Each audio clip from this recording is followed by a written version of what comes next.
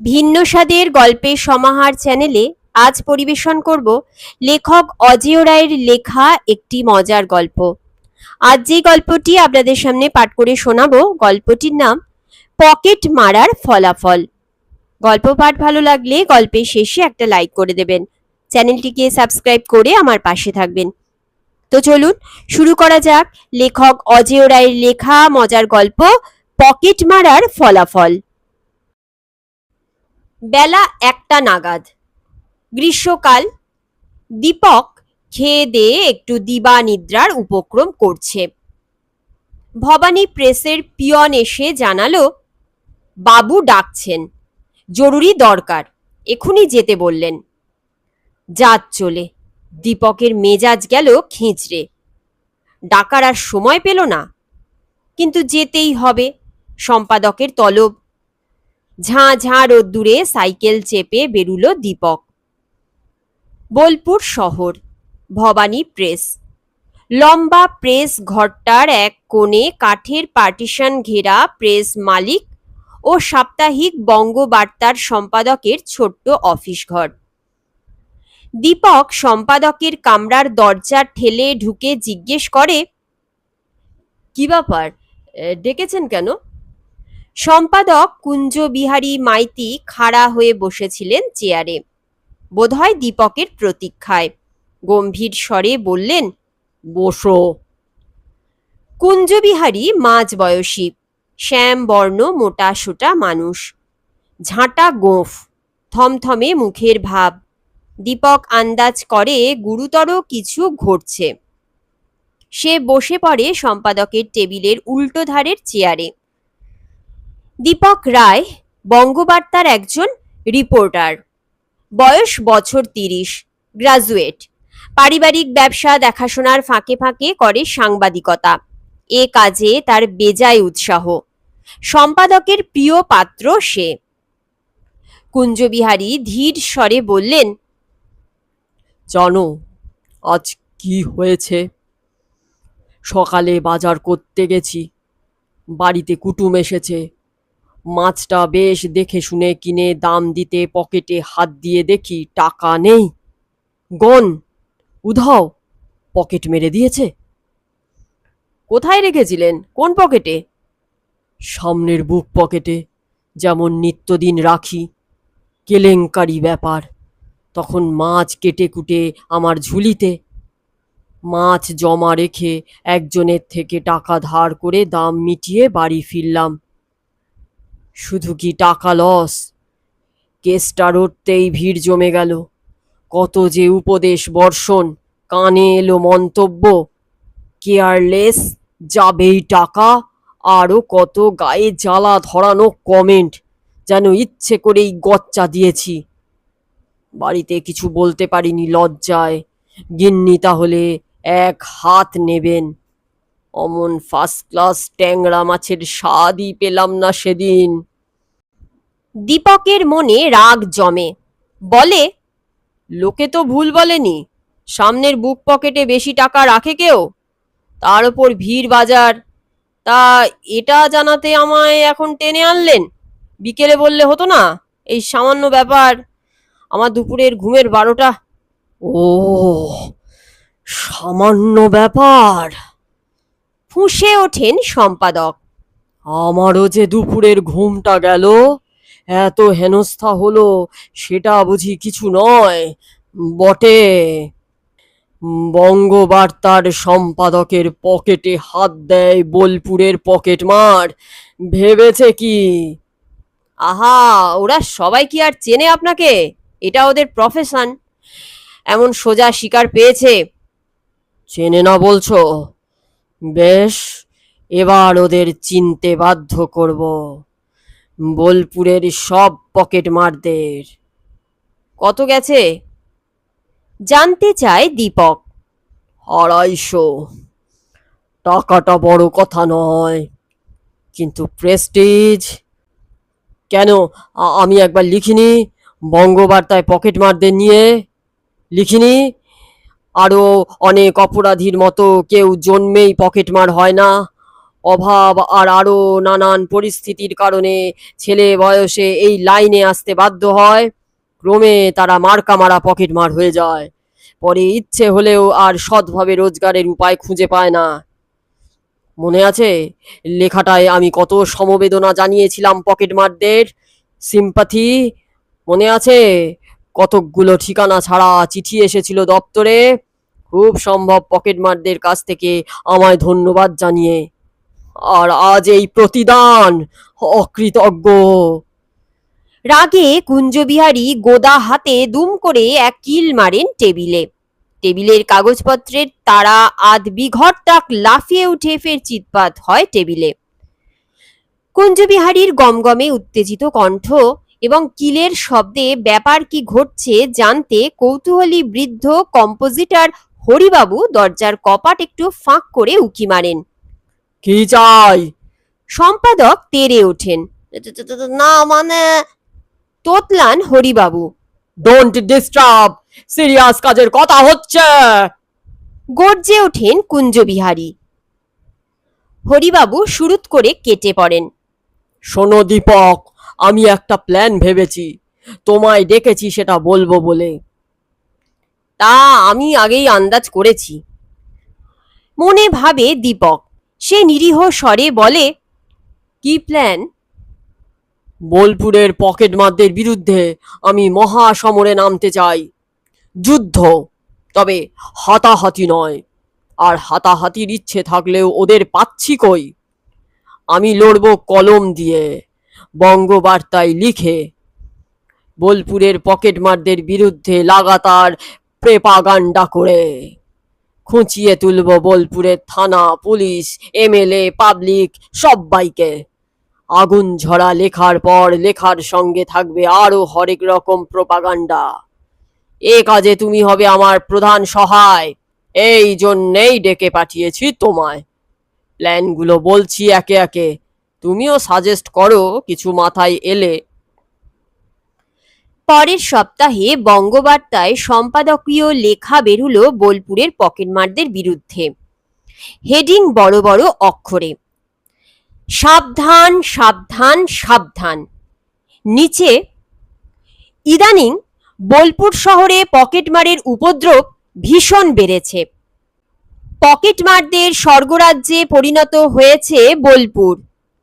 বিশ্বস্ত সূত্রে জানা গেছে যে আশেপাশের অঞ্চল থেকেও বহু পকেটমার বোলপুরে এসে জুটেছে বেশি রোজগারের ধান্দায়। তার সঙ্গে স্থানীয় পকেটমাররা তো রয়েছেই।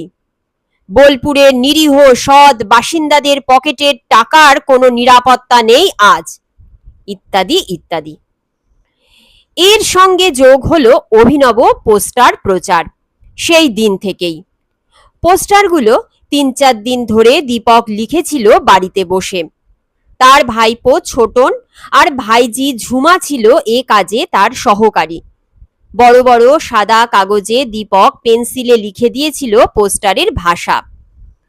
ছোটন ঝুমা দুজনেই মহা উৎসাহে লেখায় রং দিয়েছে। ছোটন পড়ে ক্লাস 10-এ আর ঝুমা 8-এর ছাত্রী। খবরদার, পোস্টার লাগানোর আগে খবরটা বাইরে ফাঁস করবি না। দুজনকেই সাবধান করে দিয়েছিল দীপক। ছোটন খুঁতখুঁত করে, সব গদ্যে? জানো কাকু, আমাদের ক্লাসের পরিমল স্বভাব কবি। স্কুল ম্যাগাজিনে ওর কবিতা বেরোয়। যে কোনো বিষয়ে ও ঝপাঝপ 4-6 লাইন ফার্স্ট ক্লাস কবিতা লিখে দিতে পারে। পরিমলকে দিয়ে কয়েকটা পদ্যে পোস্টার লেখালে কেমন হয়? দীপক ভেবে ভেবে বলে, মন্দ হয় না, কিন্তু তোদের পরিমল এখনই সবাইকে রটিয়ে দেবে না তো ব্যাপারটা? তাহলে চমকটাই নষ্ট হবে। না না, ও আমার ভীষণ বন্ধু, বারণ করে দিলে কাউকে বলবে না এখন। বেশ, কটা লিখিয়ে আন পরিমলকে দিয়ে। সেই দিনই বিকেলে ছোটন পরিমলের থেকে 10টা স্যাম্পল এনে হাজির করলো। দীপক পড়ে দেখল যে ছন্দে মাঝে মাঝে কিছু গড়বড় আছে, তবে চলে যাবে। সে দুটো ছড়া বেছে নিল। এক, এক পকেটে সব টাকা নয়, পকেট মারের সুবিধে হয়। 2, মা বোনেরা জানুন, কাঁধ ব্যাগেতে বেশি টাকা রাখার অভ্যেসটা ছাড়ুন।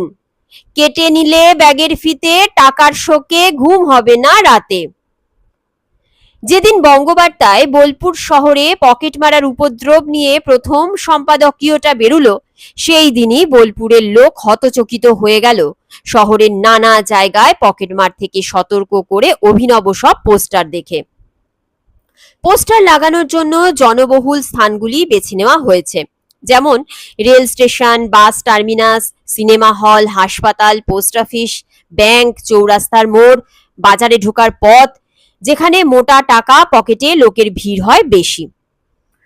বোলপুরের জনসাধারণ তো প্রথমে এর সঙ্গে সেই দিনে প্রকাশিত বঙ্গবার্তার অগ্নিবর্ষী সম্পাদকীয় পড়ে সারা শহরে তুমুল আলোড়ন জাগে। কাজও হলো সঙ্গে সঙ্গে। সবাই সাবধান হয়ে যায় পকেটমারের বিপদ সম্পর্কে। লোকে ঘুরে ঘুরে পড়তে লাগলো পোস্টারগুলো। বেশিরভাগ পোস্টার দেয়ালে সাঁটা, কিছু ঝুলছে গাছের ডালে বা অন্য উঁচু জায়গায়, সেগুলো শক্ত পিচবোর্ডে আটকানো। এ তো অনেকের কীর্তি। কারা? উদ্দেশ্য কি? কিছু লোক জানালো যে ভোর রাতে কয়েকজন অল্প বয়সী ছেলেকে তারা ঘুরতে দেখেছে পথে, বগলে কাগজের বান্ডিল হাতে, আংটাওয়ালা বড় টিনের কৌটো ঝুলিয়ে। তারাই লাগিয়েছে। কৌটোয় আঠা ছিল নিশ্চয়। ছেলেগুলো তো ভাড়া করা, কিন্তু এদের লাগালো কে বা কারা, তাই নিয়ে জোর গবেষণা চলে। তবে সেদিন প্রকাশিত বঙ্গবার্তার সম্পাদকীয় পড়ে খানিক আন্দাজ পায় পাবলিক। বলা বলি করে, যদি বঙ্গবার্তার তরফ থেকে এই কাজ হয়ে থাকে তবে খুব ভালো। উদ্দেশ্য মহৎ। জনসাধারণকে বিপদ সম্পর্কে সতর্ক করে দেওয়াই তো আদর্শ সাংবাদিকের কর্তব্য। বঙ্গবার্তার ওই সংখ্যার বিক্রিও যায় বেড়ে। পরদিন সকালে কিন্তু দেখা গেল যে পকেটমার সম্বন্ধে সাবধান করে দেওয়া সমস্ত পোস্টার হয় উধাও, কিংবা তাদের বেশি অংশই ছিঁড়ে নেওয়া হয়েছে। ফের হইচই শুরু হয়ে গেল বোলপুরে। এ কাদের কীর্তি? নির্ঘাত পকেটমারদের। পোস্টার লাগানোতে যে কাজ হয়েছিল তার চাইতে বেশি কাজ হয় পোস্টার সরিয়ে ফেলার চেষ্টায়। পোস্টারগুলোর সাবধান বাণী আরো দাগ কাটে লোকের মনে। দীপক, ছোটন আর ঝুমাকে নিয়ে লেগে গেল এক প্রস্থ পোস্টার বানাতে। 3 দিন পরেই নতুন পোস্টারে 6 লাভ হয় বোলপুর শহরে। পুরনোগুলো ছাড়াও কয়েকটা নতুন সাবধানবাণীর আবির্ভাব হয়। আবার খোয়া যায় পোস্টার, কিন্তু আগের বারের চেয়ে কম। ওই ছিন্ন বা উধাও পোস্টারগুলি অচিরেই নতুন কলেবরে ফিরে আসে। এরপর বুঝি হাল ছেড়ে দেয় পকেটমাররা। তবে সব পোস্টার কি আর যত্নে রইল? কিছু খেলো গরুতে, কিছু ছিঁড়ে নিল পুরনো কাগজ বিক্রিরা, তবে বেশি নষ্ট হয় না। আরো একটা বুদ্ধি করেছিল দীপক। একজন বেকার ছেলেকে লাগিয়েছিল। পিঠে একখানা পিচবোর্ডের সাঁটা পোস্টার ঝুলিয়ে ঘুরে বেড়াবে ভিড়ের জায়গায়, জনবহুল পথে পথে, সকালে 1 ঘন্টা। রেট 10 টাকা। লেখাটা সাদাসিধে কিন্তু মোক্ষম, পকেটমার হইতে সাবধান। পোস্টারবাহী রেস্ট নিতে বসতে পারে কোথাও যেখানে প্রচুর লোকের আনাগোনা, তবে খাড়া বসবে যাতে পোস্টারখানা লোকের নজরে পড়ে। তা প্রথম দিনেই আধ ঘন্টার ভিতর কেউ টুক করে কেটে নিল পোস্টার পিঠ থেকে। এরপর দীপক নির্দেশ দিল যে পিঠে নয়, বুকে ঝোলাবে, তাহলে কাটতে পারবে না পোস্টার। পরের সপ্তাহে ফের জ্বালাময়ী সম্পাদকীয় বেরুলো বঙ্গবার্তায় পকেটমার থেকে সাবধান করতে। সংখ্যা হিসেবে করে দেখা হলো যে জনসাধারণের সচেতনতার ফলে 7 দিনের পিক পকেটিং অনেক কমে গেছে, প্রায় অর্ধেক। সব মিলিয়ে যথেষ্ট কাজ হলো। কুঞ্জবিহারী মহা খুশি। দীপককে বললেন, জানো কত চিঠি এসেছে পাবলিকের কাছ থেকে আমাদের উদ্যোগকে সাধুবাদ জানিয়ে। স্বয়ং এমএলএ এসে আমায় কনগ্রাচুলেশনস জানিয়ে গেছেন। বলেছেন আগামী ইলেকশনে তার জন্য পোস্টারের ভাষা ঠিক করার ভার আমায় দিয়ে নিশ্চিন্ত হবেন। ওসব পোস্টারের ভাষা বুঝি কেবল আপনি ঠিক করেছেন? দীপক ক্ষুব্ধ। আহা, চড়ছো কেন? তোমার কথাও বলেছি এমএলএ কে। কুঞ্জবিহারী দীপকের মান ভাঙান। জানো 2 সপ্তাহে বঙ্গবার্তার বিক্রি অনেক বেড়েছে। তোমায় কিছু বোনাস দেবো আজই। বোনাস? খুশি হয় দীপক। বেশ, ছোট না ঝুমাকে ভাগ করে দেব টাকাটা, কম খেটেছে দুজনে। লোকাল থানাও নড়ে চড়ে বসে। সেপাইদের ওপর দারোগা বাবুর হুকুম হয়, যত চেনা পকেটমার আছে চোখে চোখে রাখো। এ তো ভালোর দিক। এই পকেটমার বিরোধী আন্দোলনের ফলে ঝুট ঝামেলাও হচ্ছিল বিস্তর। ঠেসাঠেসি ভিড় বাসে, সহসা খ্যানখ্যানে গলা শোনা গেল, কি দাদা, বারবার গায়ে ঢলে পড়ছেন কেন? সোজা হয়ে দাঁড়াতে পারেন না?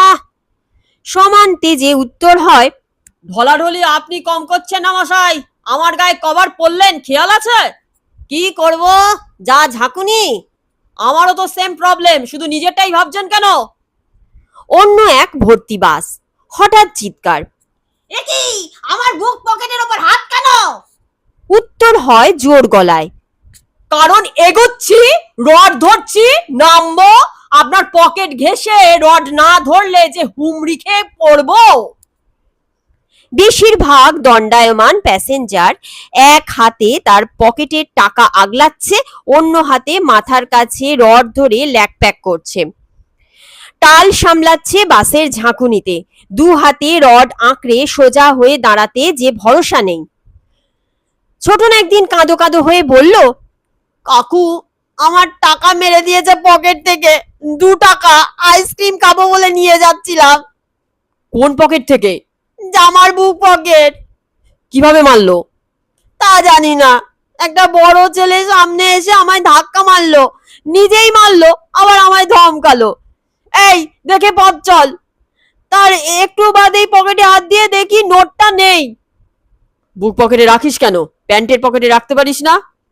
প্যান্টের পকেটে রাখলে যে নোট দুমড়ে যায়, ফিরিওয়ালা না নিতে চায় না।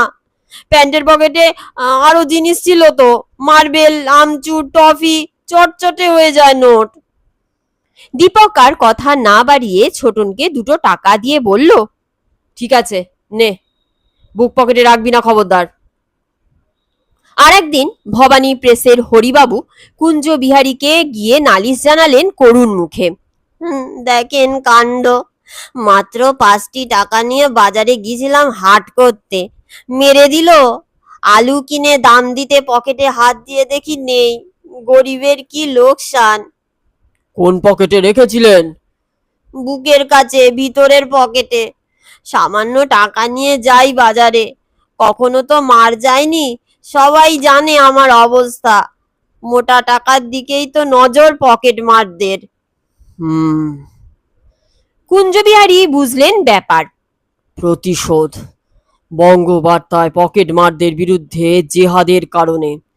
মালিককে সুবিধে হয়নি, তাই কর্মচারীর ওপর শোধ তুলছে। তিনি নিজের গ্যাট থেকে 5টি টাকা হরিবাবুকে দিয়ে বললেন, এই নিন, সাবধানে রাখবেন।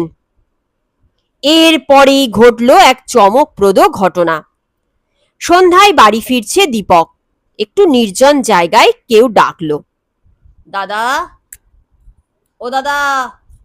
দীপক ফিরে দেখে গুরুপদ সামন্ত। সে হেসে বলে, আরে আপনি, অনেক দিন বাদে দেখা, কেমন আছেন? বাড়ির খবর ভালো? গুরুপদরই মুখে কিন্তু খুশি ফোটে না, কেমন দেঁতো হেসে বলল, এই আছি কোনো রকমে, ভালো নয়। কেন, কি হয়েছে? কি করে ভালো থাকবো, রোজগারপাতি নেই মোটে। আপনারা যা শুরু করেছেন, কেন দেশে কি আর প্রবলেম নেই? বড় বড় চুরি ডাকাতি হচ্ছে না বোলপুরে? মোটা মোটা ঘুষ নিয়ে যে লাল হয়ে যাচ্ছে মোটা মাইনের চাকুরেরা, সেসব বরবাদ। কেবল এই গরিব পকেটমারদের পেছনে লেগেছেন। এ কি অন্যায্য ব্যবহার! বলতে বলতে গুরুপদ রীতিমতো উত্তেজিত হয়ে উঠল। দীপক থ হয়ে খানিক তাকিয়ে থেকে বলল, আপনি কি পকেটমার? হ। কিন্তু তখন যে বলেছিলেন ব্যবসা করেন, ডট পেন সাপ্লাই। ওটা সাইড বিজনেস, খুব অল্প রোজগার হয়, এই বিজনেসটাই আসল। দীপক অপ্রতিভ, কি বলবে কথা খোঁজে। দীপকের সঙ্গে গুরুপদ সামন্তর আলাপ হয় বছর 5 আগে। দীপক গুরুপদর একটা উপকার করেছিল সেই সূত্রে। বোলপুর শহরে বছরে একবার বিনা পয়সায় চোখের ছানি অপারেশনের ক্যাম্প হয়। 2-3 দিন ধরে চলে অপারেশন, কিছু ওষুধপত্রও দেওয়া হয় বিনামূল্যে। বোলপুর শহরের এবং আশেপাশের গ্রামের বহু গরিব মানুষ এই ছানি অপারেশনের সুযোগ নেয়। স্থানীয় একটি স্বেচ্ছাসেবী সংস্থার উদ্যোগে হয় এটি। বছর পাঁচেক আগে এমনই ছানি অপারেশনের আয়োজন হয়েছে। পরের দিন থেকে শুরু হবে অপারেশন। দীপক বঙ্গবার্তার তরফ থেকে গিয়েছিল খবরাখবর নিতে। সে প্রতিবারই যায় ওই ব্যাপারে রিপোর্ট করতে। এই কারণে ওখানকার কয়েকজন কর্মকর্তা ও চোখের ডাক্তারের সঙ্গে তার বেশ ভাব হয়ে গেছে। সেদিন দীপক কিছুক্ষণ ওখানে কাটিয়ে বেরিয়ে আসতেই গুরুপদ তাকে ধরে। করুণ স্বরে বলে, কাল থেকে এখানে ছানি অপারেশন হবে, তাই না? হ্যাঁ, আমার মায়ের চোখের ছানি অপারেশন করাবো ভেবেছিলাম, কিন্তু এরা বলছে আর পেশেন্ট নেওয়া যাবে না, লিস্ট তৈরি হয়ে গেছে, পরের বছর করাতে হবে। মার দুটো চোখেই ছানি পড়েছে, বেশ একদম ঝাপসা দেখে। কোন দিন হোঁচট খেয়ে আঘাত পাবে ভয় হয়। অন্তত একটা চোখে যদি ছানি কাটা হতো এবছর। দীপক দেখল যে লোকটি তারই বয়সী, রোগা, মাঝারি হাইট, শ্যামবর্ণ, অতি সাধারণ চেহারা, মুখে কাতর ভাব, আধময়লা জামা প্যান্ট পরেন। আপনি আগে থেকে নাম লেখাননি কেন? প্রশ্ন করে দীপক। জানতাম না ডেটটা, দেরিতে জেনেছি, খুব আশা করে এসেছিলাম, যদি হয়। আপনার বাড়ি কোথায়? বোলপুরে, অনেকটা দূরে। নাম? আজ্ঞে গুরুপদ সামন্ত। গুরুপদ ফের করুণ কণ্ঠে বলে, আপনার তো অনেক চেনা আছে এখানে, দয়া করে যদি এবার ব্যবস্থা করে দেন। নার্সিং হোমে রেখে অপারেশন করাবার সাধ্য নেই আমার। আরো একটা বছর, মায়ের চোখের যা অবস্থা। লোকটিকে দেখে ওর কথা শুনে দীপকের মায়া হয়। বলে, কিছু খরচ তো আছে, ওষুধপত্র, তাছাড়া সেবা যত্ন, ওষুধ দেবার লোক চাই, অপারেশন করলেই তো শুধু হয় না। আমার স্ত্রী আছে, সেবা করবে, বাকি খরচ জুটিয়ে নেব যা হোক করে। দীপক ফের ভিতরে যায়। কর্মকর্তাদের বলে কয়ে গুরুপদর মায়ের কেসটা ঢুকিয়ে দেয় সেই বছর অপারেশনের লিস্টে। বঙ্গবার্তার রিপোর্টার, সেই কারণে তাকে কিঞ্চিত খাতির করেন কর্মকর্তারা। এরপর গুরুপদর সঙ্গে দীপকের দেখা হয়েছে বড়জোর 5-7 বার, কখনো পথে চলতে চলতে, কখনো বা বাসে। গুরুপদই যেচে কথা বলেছে, কেমন আছেন দাদা? বয়সে কিছু বড় হলেও গুরুপদ দীপককে দাদা বলে সম্বোধন করত। আপনার মায়ের চোখ কেমন? ভালো, পরের বছর আর একটা চোখও অপারেশন করিয়ে নিয়েছি ওখান থেকে। ওহ, আপনি যা উপকার করেছিলেন সেবার। তবে এমনই 2-4 কথা, ঘনিষ্ঠতা জন্মায়নি। বছরখানিক সাক্ষাৎ হয়নি তাদের, আজ এই দেখা। গুরুপদর উত্তেজিত অভিযোগে প্রথমটায় থতমত খেয়ে যায় দীপক। তারপর বলে, দেখুন, বোলপুরের পকেটমারদের বিরুদ্ধে এই জেহাদ কিন্তু আমার নয়, বঙ্গবার্তার সম্পাদকের পলিসি। আমি বঙ্গবার্তার রিপোর্টার, তাই ওকে সাহায্য করেছি। জানি জানি, কিন্তু উনি এই কাণ্ড শুরু করলেন কেন? কারণ আছে, দীপক বোঝায়। উনি পকেটমারদের প্রতি সহানুভূতি জানিয়ে লিখেছিলেন বঙ্গবার্তায়, আর ওরই কিনা পকেট মেরে দিল বাজারে। এটা কি উচিত কাজ হয়েছে? সম্পাদক মশাই তাই খেপে গেছেন। খুব অন্যায় হয়েছে জানি, গম্ভীর হয়ে বলে গুরুপদ। একটা ছোকরার কাজ, এ লাইনে নতুন এসেছে, চিন্ত না সম্পাদককে। আমাদের ইউনিয়ন লিডার ছেলেটাকে আচ্ছা করে করকে দিয়েছে, শাস্তি দিয়েছে। আপনাদের ইউনিয়ন আছে? আছে বই কি, কাদের নেই? লিডারই পাঠালো আমায় আপনার কাছে একটা মিটমাট করতে। কি করতে হবে বলুন? ক্ষমা চাইবো? টাকা ফেরত দেবো? কি বলেন উনি? আপনি প্লিজ একবার আলোচনা করে জানান আমাকে, কি শর্ত? এভাবে বেশি দিন চললে যে মারা পড়বো, রোজগার নেই মোটে। এ লাইন ছাড়তে পারেন না? ইচ্ছে তো আছে 16 আনা, পারছি কই। অন্য হাতের কাজ তো জানি না, তালে গোলে এ লাইনে এসে পড়েছি। বোলপুরের অনেক পকেটমারেরই এই অবস্থা। কয়েকবার চাকরি নিয়েছি, জানাজানি হতেই ছাড়িয়ে দিয়েছে, এমন দুর্ভাগ্য। স্ত্রীও ওই প্যারাপেরি করে করে যাতে এ লাইন ছেড়ে দিই। একটা অন্য সৎ ব্যবসা ভেবেছি, কিন্তু পুঁজি দরকার। জমলেই ছেড়ে দেবো এ লাইন। ছেলে বউয়ের প্রেস্টিজের ব্যাপার। কিন্তু আপাতত উদ্ধার করুন দাদা, পুঁজি জমতে তো লাগবে কিছুদিন। ওহ, আমার লাকটাই খারাপ। আজই তো ভেবেছিলাম এবার উদ্ধার পাবো, অতগুলো টাকা সব ভন্ডুল হয়ে গেল। ওরে বাবা রে!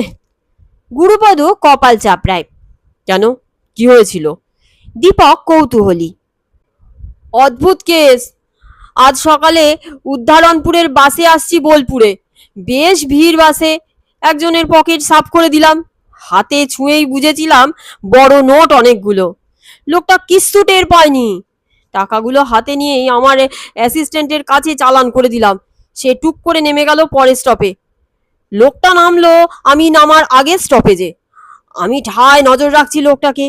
আশ্চর্য ব্যাপার, লোকটা বাস থেকে নেমেই একবার নিজের শার্টের বুক পকেটের ওপর হাত রেখে থমকে দাঁড়ালো।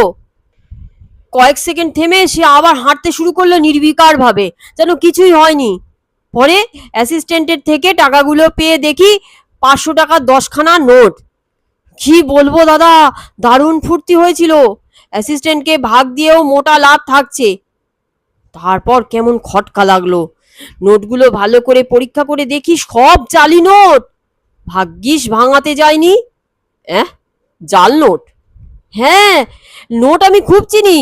চট করে দেখলে বোঝাই যাবে না, পাকা হাতের কাজ। দীপকের মাথার চকিতে একটা চিন্তা খেলে। সে ভুরু কুচকে প্রশ্ন করে, লোকটাকে চেনেন, যার টাকা মেরেছিলেন? চিনি। মানে আলাপ নেই, তবে দেখেছি আগে। বোলপুরের লোক নন। সেলসম্যানের কাজ করে ছোটখাটো কোম্পানির। মাস দুই বাদে বাদে আসে বোলপুরে। ওঠে যোগমায়া হোটেলে। বছর দুই ধরে দেখছি আসতে। বর্ধমানের দিক থেকে আসে ট্রেনে। বোলপুর শহরে আর আশেপাশে ঘোরে। লোকটা এখনো আছে? আছে বোধহয়। আজ বিকেলেই ওকে দেখেছি একটা দোকান থেকে বেরুতে। আর বেশি কথা না বাড়িয়ে দীপক বলে, আচ্ছা চলি, কাল খোঁজ নেবেন একবার আমার বাড়িতে সন্ধ্যের সময়। গুরুপদ ফের অনুনয় জানায়, কুঞ্জবাবুকে বলবেন প্লিজ, আমাদের প্রবলেম। দীপক সোজা গেল ভবানী প্রেসে। ভাগ্য ভালো কুঞ্জবিহারী ছিলেন অফিসে।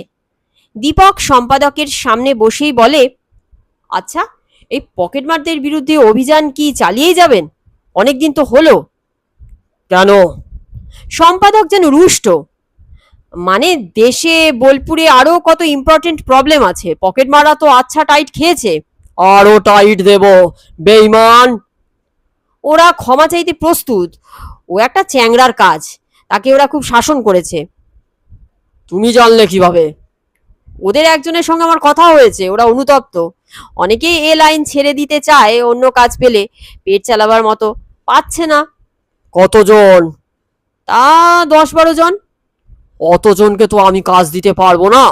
দু একজনকে জুটিয়ে দিতে পারি আপাতত, পরে আস্তে আস্তে। অবশ্য যদি সৎ পথে থাকে, সেসব পরে ভাবা যাবে। আরো কিছুদিন টাইট দিই ব্যাটাদের। হঠাৎ দীপক সুর নামিয়ে বলে, জানেন, একটা দারুণ ক্লু পেয়েছি জাল নোটের ব্যাপারে। কুঞ্জবিহারী খাড়া হয়ে বসে বলেন, কি? দীপক প্রথমে জানায় গুরুপদর প্রস্তাব, তারপর জানায় জাল নোট বৃত্তান্ত। কাহিনী শেষে বলে, লোকটা নিশ্চয়ই জানতো যে নোটগুলো জাল, তাই পকেটমার হয়েছে বুঝেও ব্যস্ত হয়নি, হইচই করেনি। বোলপুরে তো বছরখানেক ধরে জাল নোট ঢুকছে খুব। এ নিয়ে আপনি লিখেছিলেনও বঙ্গবার্তায়। মনে হয় ক্লুটা যদি। আমারও তাই মনে হচ্ছে। চলো এক্ষুনি থানায় যাই। সম্পাদক উঠে পড়েন। আচ্ছা, পকেটমারদের কেসটা কি একটু কনসিডার করবেন? ওদের থ্রু দিয়েই তো এই ক্লুটা।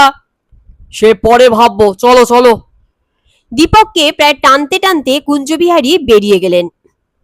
সেই রাতেই যোগমায়া হোটেল থেকে পুলিশ গ্রেপ্তার করল কমল ওরফে কামালকে। তার কাছে পাওয়া গেল 500 টাকার প্রচুর জাল নোট। জাল নোট তৈরি ও পাচার সম্বন্ধে ভালো একটা সূত্র পেল পুলিশ। পরদিনই জাল নোট নিয়ে একটা স্পেশাল সংখ্যা বের করলো বঙ্গবার্তা।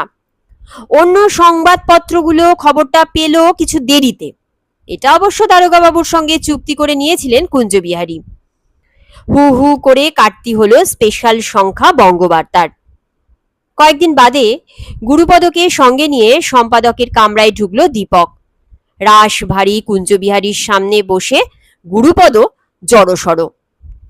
বাজখাই গলা যথাসম্ভব নামিয়ে গুরুপদর দিকে চোখ পাকিয়ে কুঞ্জবিহারী বললেন, হুম, দীপকের মুখে শুনেছি সব।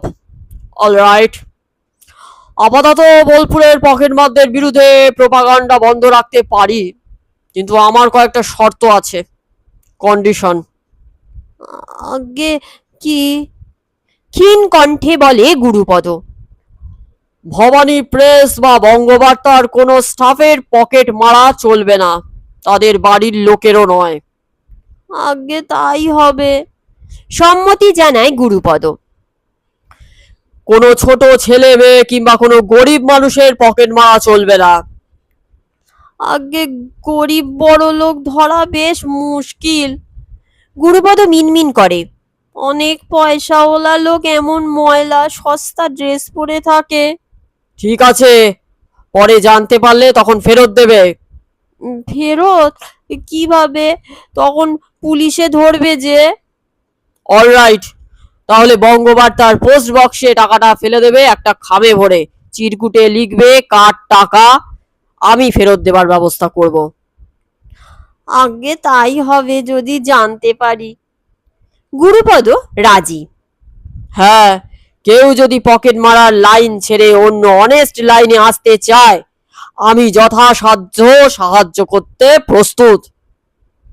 ধন্যবাদ স্যার, অনেক ধন্যবাদ। গদগদ গুরুপদ টেবিলের নিচে ঝুঁকে কুঞ্জবিহারীর পা হাতড়ায় প্রণাম করার জন্য। আরে আরে, করেন কি? কুঞ্জবিহারী চেয়ারে পা তুলে নিয়ে হাঁক ছাড়লেন প্রেসের পিয়নের উদ্দেশ্যে। নাড়ু, 3 কাপ চা আর বিস্কুট আনো চটপট।